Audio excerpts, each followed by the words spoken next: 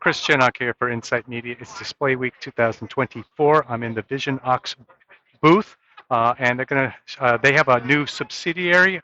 It's called VisStar, and it's kind of a spin-off from the company to focus specifically on micro LED technology. So their demo here is a 88-inch, 0.5 millimeter pitch micro LED display. And here's some of the specifications on it over here.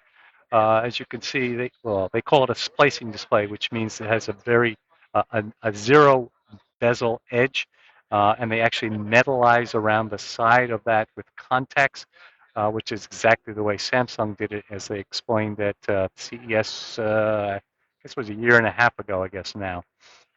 So they can to facilitate the tiling of their modules. It's a 25 micron by about 8 or 10 micron size device. These are discrete LEDs, so RGB, from just separate wafers, so it's not color converted.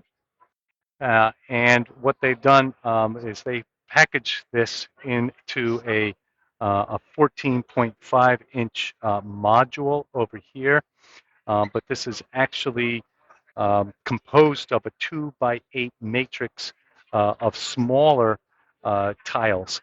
These are all on glass LTPS active matrix backplane.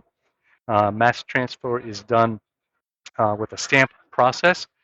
They say they can get to 100% yield. Of course, that means they're going to have to do some repair. I think I saw a press release that talked about 99.95% yield. I think.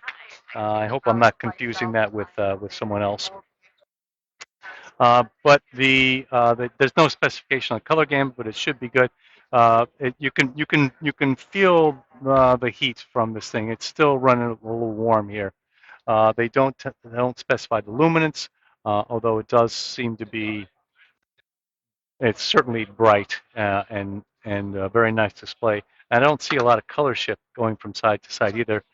They'd also talked about a kind of a special algorithm for evaluating the LEDs and binning them properly to increase the uniformity.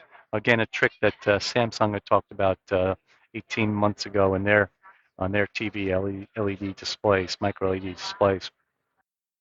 The company will buy the wafers, the LED wafers themselves, and then they characterize those, dice them, and do the assembly, the mass transfer, as well as the build-up of the modules. So their business model is to sell those modules, those 14.5-inch modules, to end customers who can then integrate them into any size display via maybe add tuners and make it a TV in an interface, or perhaps becomes a digital signage product, whatever the end customer wants to do with it.